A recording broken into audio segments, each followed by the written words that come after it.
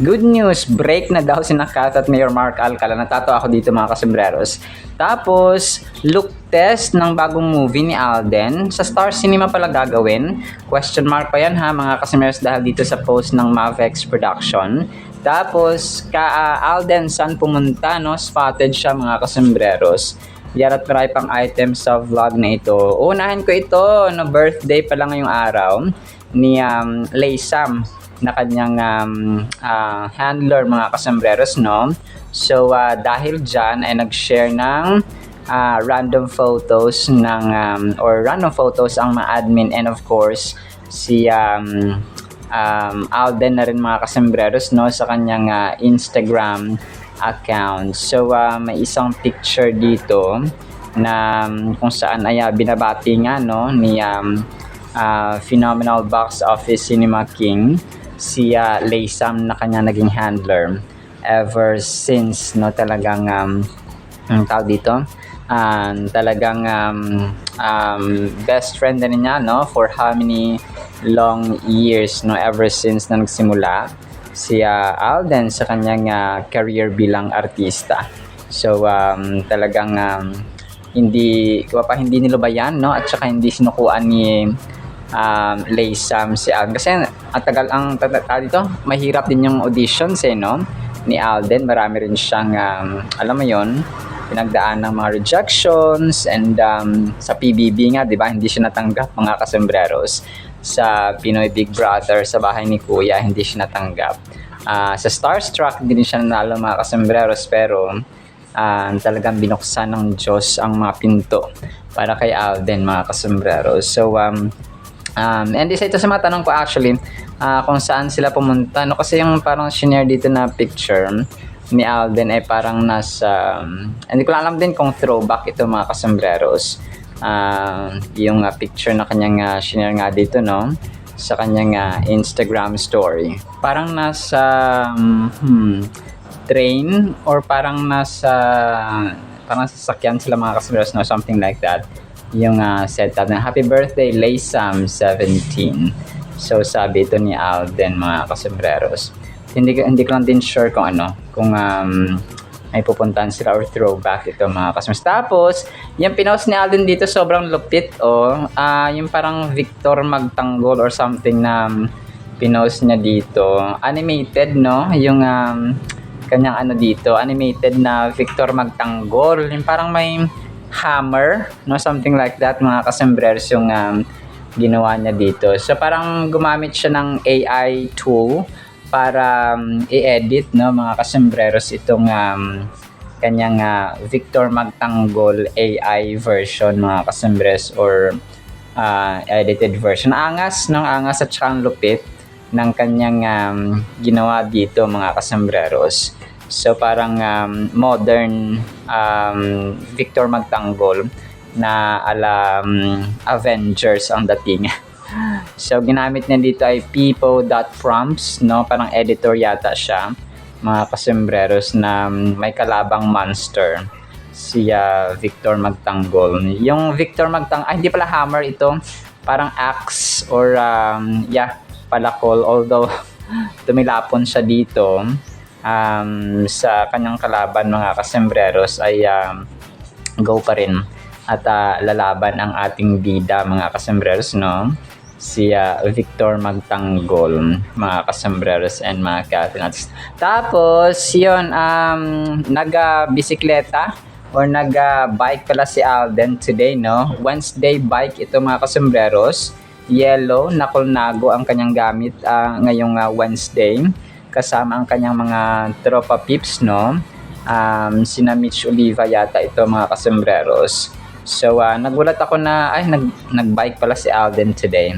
Akala ko ay hindi siya nag-bike, no, mga kasembreros. So parang pagka kaya ng schedule niya, and of course, no, dito siya sa Manila, talagang bike is life kaya Phenomenal Box Office Cinema King mga kasembreros, no. So yon talagang healthy lifestyle si Soiti mga kasembreros. So yung white na Colnago kasi yung original niya, no, yung yellow na ito ay si pala Marvin Capones pala itong kasama niya yata mga kasembreros. hindi si Mitch Oliva, no? Pero yung nasa likod nila hindi ko mamukhaan. Baka si Christopher Martin, mga kasombreros. Pero yon, no, talagang healthy lifestyle. This Wednesday si Phenomenal Box Office Cinema King, no, mga customers. Tapos hindi ko pala nabigyan ng emphasis, no, yung mga pictures ni Laysam kanina na shinare ng ng admin ni Alden, mga kasombreros. So ito mga random photos lang. Yung iba dito ay kasama si Mama Ten, yung iba naman ay wala, pero mostly kasama si Mama Ten, no, na throwback photos ng tatlong ito, no, si Mama Ten at saka si Laysam at of course si Phenomenal Box Office Cinema King. Tapos may isa pa pala dito, no, sa Mega Ball 2026. Si Alden ay all ears, no, talagang nakikinig siya sa MC or sa Master of Ceremony, mga kasombreros. So dito ay of course nakaupo si Alden, kasama niya sa table sina Ma'am Charo Santos, Piolo Pascual, Miss Dali De Leon, sina Inigo Pascual, si AZ Martinez pala, yung isang babae na hindi ko na mukhaan nung nakaraan, mga kasombreros, nakasama nila dito sa or dun sa picture, no, kasama sina Heart Evangelista, yon, pero sa table sina Ma'am Charo Santos, Piolo Pascual, and so on, mga kasombreros, no, talagang close na close din ang dalawang ito. Wala nang ABS-CBN or GMA na so na-break na yung border, mga kasombreros, no, or borderline. Tapos si Kath pala, parang nagpunta pala siya sa clinic, no, ni Doc Ivy para mag pa-skin treatment ulit. Hindi ko alam kung bago ito, pero usually naman yung ginagawa ito, no, mga kasombreros and mga Kath Dinatics, sa kapag siya po ay bakante at nakaschedule yung kanyang yung kanyang pagpapaganda kay Doc Ivy, mga kasombreros. Tapos major item tayo, ito talaga nakakatuwa ito. So nagbiro pa nga dito si si Naybara Lopez, na break na daw, no. Ito po ay post ni ni tawag dito na Abante, no, una sa balita. Sabi nga dito, parang may pinost yata, sabi niya, pati nga ang kantang ginamit ng batang politiko sa IG post niya ay na Aura ng 4 of Space ay binibigyan ng kulay ng mga atribidang tambay sa social media. Hinala ng mga memang netizen ay magkahiwalay na raw ang Kath Mart o may pinagdaraan ng relasyon nila, kaya ganito ang IG post. So natatawa ako dito, na natutuwa talaga, mga kasombreros, na parang gusto ko na yun nga, tarang wala namang official statement, official declaration, or official na, alam mo yun, parang galing talaga mismo kay Kath or ang iniisip ko rin dito, mga kasombreros, naniligaw pa lang si Mayor Mark Alcala, kasi nga doon sa mga videos na spotted ko, no nakita sila, mga kasombreros. So pero alam niyo, walang hard lunch, hindi ka tulad sa kay Kyla at kay Daniel Padilla, na talagang ngayon talagang lantaran na silang nakitang magkasama talaga recently, mga customers. Sa palagay ko nanliligaw, pero baka binasted or parang hindi, alam mo, hindi nakapasa hindi nakapasa si Mayor Mark Alcala kay kay Kath, mga customers. Kasi kung yun nga, sa mga videos na napanood natin dati na pinost ko nohay, ay hindi naman sila nakitang holding hands, parang walang sweetness. Yan parang yung time na parang kumain daw sila Kath sa na spotted sila ni Mayor Mark Alcala, tapos kumain sila kasama yung glam team niya, tapos nagmamadali na lumabas si Kath, no, ganun din po si so parang alam mo yung hindi ka tulad si kinang Daniel Padilla at saka kay Kyla Estrada, talaga na sobrang sobrang close na close, sobrang makita mo talaga na magjowa sila. Yung parang kahit na normal na tao, sasabihin mo na magjowa to kasi syempre yung sweetness, yung closeness, mga kasombres, yung pagiging clingy ni na Kyla at saka ni Daniel Padilla, hindi ko na po ipa-flash, no. Ayan, nakita talaga na kahit na ordinaryong netizen, mapapasabi talaga na sila na nga. Yung parang ganun ba, mga kasunod. Yun yung aking ano, yun yung aking parang naisip na nanliligaw pa lang siya tapos hindi siya nakapasa kay Kath, mga kasembreros. So, pero just wait and see, no? Pero ako talaga dito ay sobrang natutuwa na na-break na daw sila, mga kasembreros, na kung saan ay siya, of course, no, ayaw natin mapunta si Kath sa maling tao, tanging kay Tisoy lang, mga kasembreros. So, ABS-CBN at GMA, baka naman, no, another project for Kath din. So, yun yung ating hiyawan. So, speaking of project, itong bagong movie ni Alden, nag-post kagabi ang Mavex Production, mga kasembreros, no? Ang post nila dito, di ba, nung nakaraan, meeting number 1. Ito naman, meeting number 2. So, parang look test, mga kasembreros, no? ABS-CBN Film Productions Incorporated, Star Cinema. So, iniisip ko dito, yung project ni Alden ay Star Cinema ulit, no? Yun yung question ko pa yan, mga kasembreros. Pero nagkaroon ako ng idea na mukhang hindi kay Alden ito, or hindi para kay Alden itong ginagawa pa ngayon ng Mavex Production. Nung pinost din nila yung picture ni Elijah Canlas, mga kasembrero. So si Elijah Canlas ay batikang aktor din po, no? So look at the top right corner, no, sabi dito, no, Mavex Productions. So yun, ito sa ngayon hindi pa siya kay Alden, pero alam natin later ay magkakaroon din ng dito ng project, of course, no, si Phenomenal Box Office Cinema King sa Mavex Productions, mga kasombreros, na kung saan ay pinaunahan na nila nung nakaraan nga na magkakaroon sila ng movie project with Phenomenal Box Office Cinema King. So abang-abang lang tayo, mga kasombreros and mga Kathnatics. Tapos sila isang binati rin siya ng isa pang admin ni Alden, no, 2 hours ago, wishing the absolute happiest of birthdays to our dear Sam, no, si Leisa, mga kasombreros. So happy birthday Leisam, no, Alden, from Alden Trendsetter. So yun siya, mga kasombreros, no. Talagang mahal na mahal si Sam, and of course si Alden ng kanyang official fans clubs, mga kasombreros. So talagang alam mo yun, kasi hindi lang siya for the movie or for the project or for the teleserye. Alam mo yung there is that personal touch talaga ni Alden, no? Hindi siya fans ka lang, artista ako, so kayo ang sumamba sa akin. So hindi po siya ganoon, mga kasombreros, no? Kasi nga alam natin si Alden ay very down to earth and very relational, no? Very relational talaga si Phenomenal Box Office Cinema King. So kung kaya minamahal din siya ng tao personally, no, hindi man sa harap at sa likod ng camera, no, talagang siya si Alden, ganun siya. Sabi nga ni Daddy Bay, kung ano yung pagtrato niya sa inyo, yun siya, no, sa pamilya, yun siya, no. Yung pamilya niya hindi na kailangang humingi sa kanya kasi siya na mismo ang kusang nagbibigay, mga kasombreros. So hindi siya sugar-coated na tao talaga si Alden. Very authentic. Yung original na siya sa bahay, yun din yung sa katrabaho, sa mga normal na tao, and so on. So grabe, no? Bihirang-bihira ang ganong artista, mga kasombreros. So yun po. Tapos ito naman si Kath, no? Hindi ko alam kung ano ito, kung dito overall, kasi siya na yung may pinakamaraming followers sa social media, no?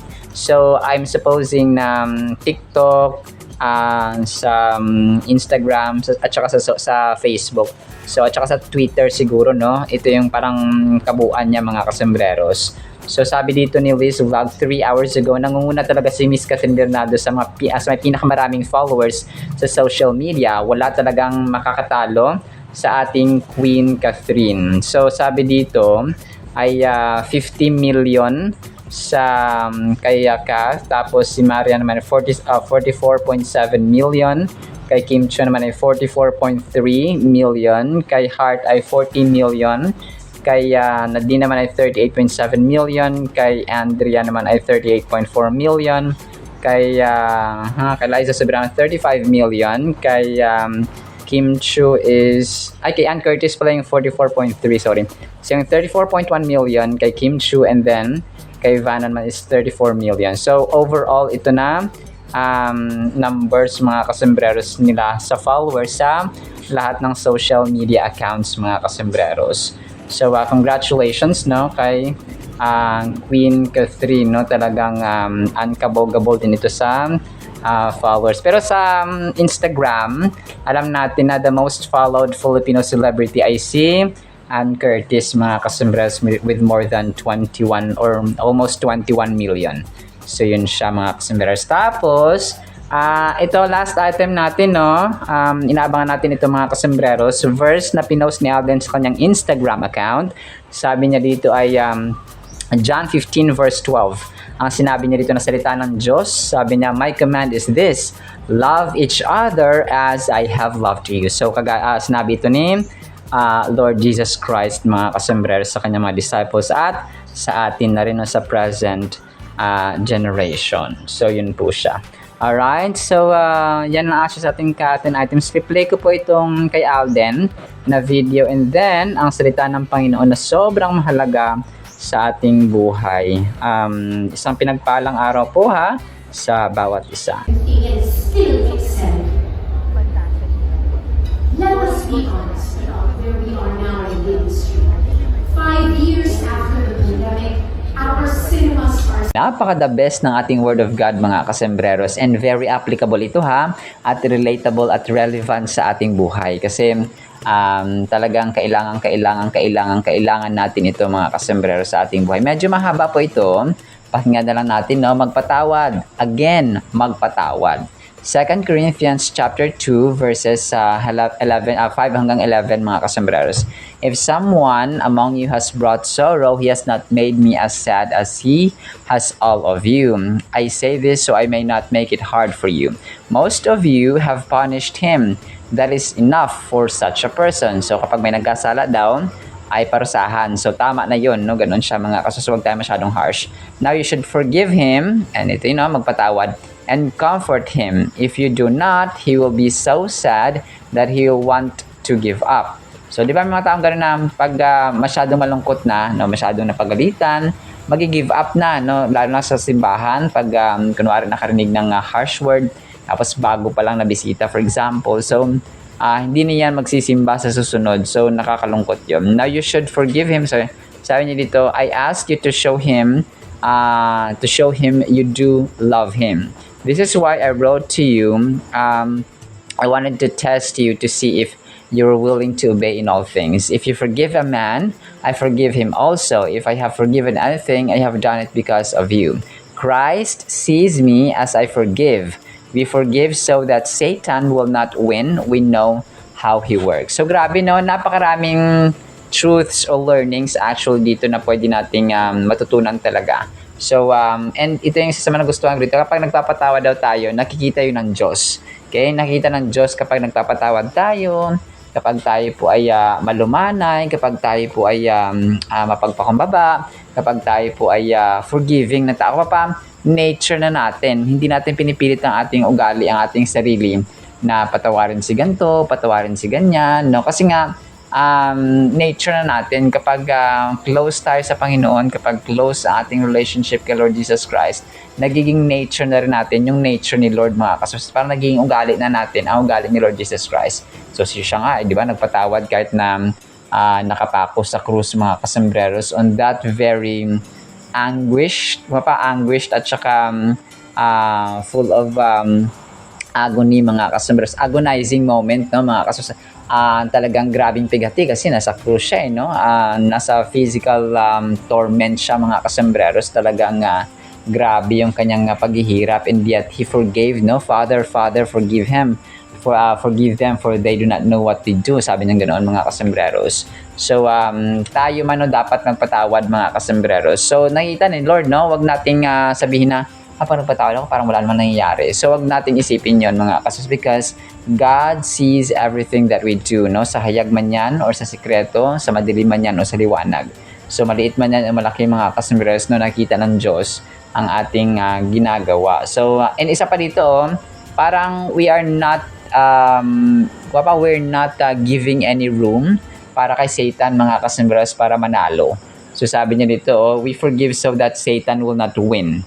So para baka hindi para hindi siya manalo, mga kasi ganoon no, kapag si Satan kunwari talagang gustong-gusto niya na yung mag-asawa nag-aaway, yung magpamilya nag-aaway, nagbabangayan, yung hindi sila nagpapatawaran, yung magtatanim ng mag-inject ng puot, ng galit, ng wrath, mga kasembreros, no, si Satan sa puso at isipan ng taong nagkakagalit, no, nag-aaway, mga kasembreros.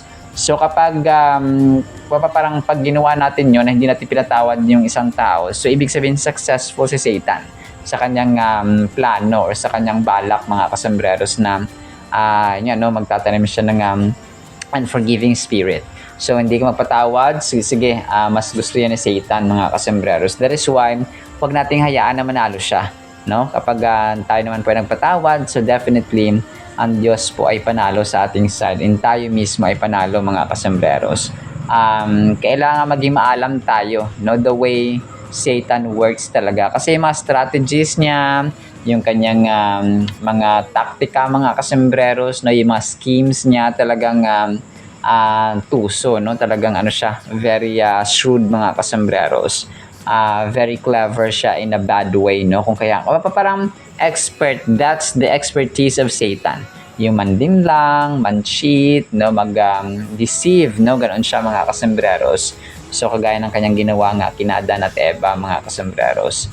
So dito ay napakahalaga talaga, no, sa ating mga anak, no, talagang emphasize din natin yung kalagahan ng pagpapatawad.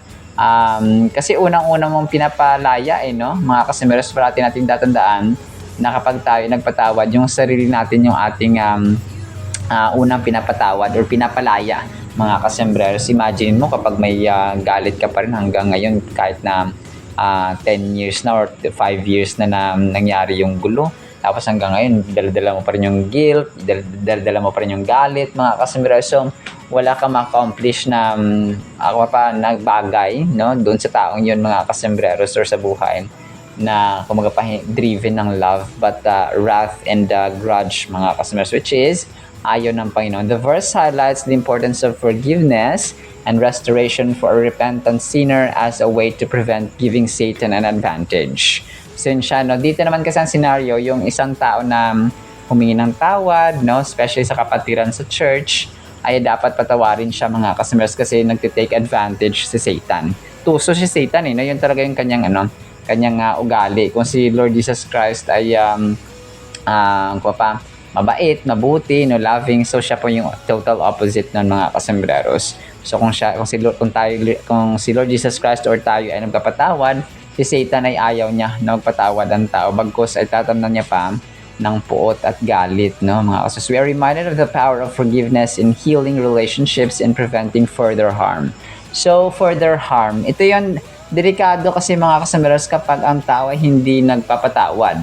Nagkukos pa ito ng another set of plan na magiganti ako. So pag naggantian, kunwari, magiganti sa kapamilya ng kanyang nakaaway, or papatayin niya yung nakaaway niya, or yung pamilya or close friend na, for example, dun sa kanya nakaaway. So ganoon siya, no, nagko-cause talaga siya, mga kasembreros, ng further harm. However, mapiprevent ito kapag nagpatawad tayo agad, mga kasembreros. Ay sa ibang tao kasi talaga mahirap, no, yung magpatawad, mga kasembreros. Pero yun nga, no, kagayin na Kuya Jerry, no, at saka ni Erica Kirk, mga kasembreros, ay nagpatawad sila even if it hurts, no.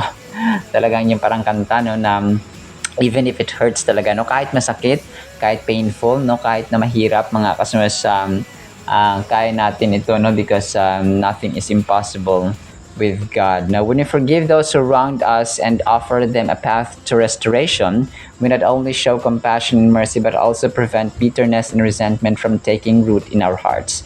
So magbubunga kasi yan pag nag-ugat yan sa ating puso, no, sabi dito, pag nag-ugat yung resentment, no, yung galit at puot, manganganak yan ng panibagong kasalanan. We deny Satan the opportunity to show or to sow discord and division among us by extending forgiveness to others. Think about a time when you held on to anger or grudges against someone who wronged you. How did it affect you, your well-being, and relationships? Now imagine the freedom and peace that come from letting go of that anger and choosing to forgive. When we forgive others, we not only give them a chance to make amends and grow, but also free ourselves from the burden of carrying around negative emotions. So kagaya na mention ko kanina, we free ourselves. Pinapalaya natin yung ating sarili from the burden of negative emotions, mga kasembreros. Kasi yung iba, hindi talaga nakatulog, magiganti ako. Parang magpaplano siya parati ba na parang plano siya ng plano ng pagiganti and so on, mga kasembreros. So, that is why it's really important, mga kasembreros, na magpatawad tayo. Forgiveness is not just a gift we give to others, but also a gift we give ourselves. So, ang ganda, no? Regalo siya para sa ibang tao, pero hindi lang siya regalo para sa ibang tao yung pagpapatawad natin kapag nag-release tayo ng pagpapatawad, but pagpapatawad na kapaparigalo na binibigay natin sa ating sarili. So, definitely, no, gusto natin ng regalo.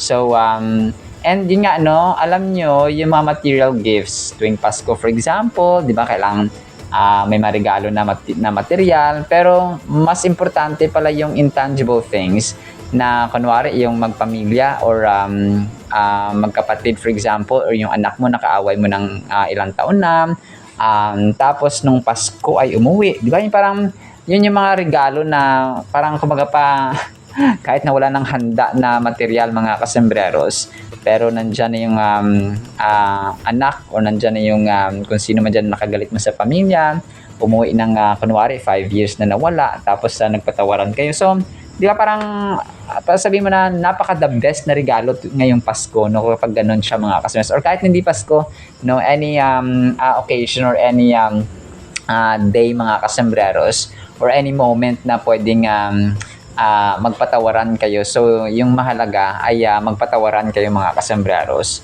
So, ganoon po siya. Kasi, lalo sa pamilya, talagang family is family, eh. No, yun talaga yun, mga kasembreros. Well, definitely, kahit na sino naman na tao, no, dapat mag-release tayo ng forgiveness talaga, mga kasembreros. Do not use forgiveness as a tool for manipulation or control. Instead, it should come from a genuine desire to see the person restored and reconciled. We create a safe space for the individual to acknowledge their mistake, seek forgiveness, and move towards healing and growth by offering forgiveness in a sincere manner. So yun siya, no? Talagang forgiveness. Kaya magpatawad. So kaya ito yung ating title, mga kasembreros. It's really important na magpatawad tayo, no? Kasi nga, no, biblical din yun na kung hindi tayo magpatawad, ay hindi rin tayo patatawaran ng Diyos. So kapag hindi tayo magpatawad at hindi tayo pinatawad ng Diyos, that is equal to us, no, be thrown into the lake of fire or hell, mga kasembreros. So, kung kaya magpatawad tayo, no, mahirap, yes, masakit, yes, but sabi kanina ay pinapalaya natin yung una yung ating sarili, and then hindi lamang ito regalo para dun sa ating, or para dun sa nagkasala or pinatawad natin, but regalo din natin sa ating sarili mismo, mga kasembreros.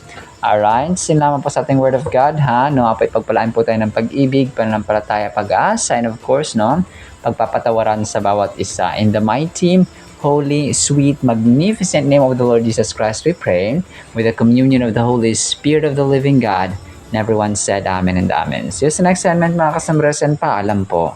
I love you.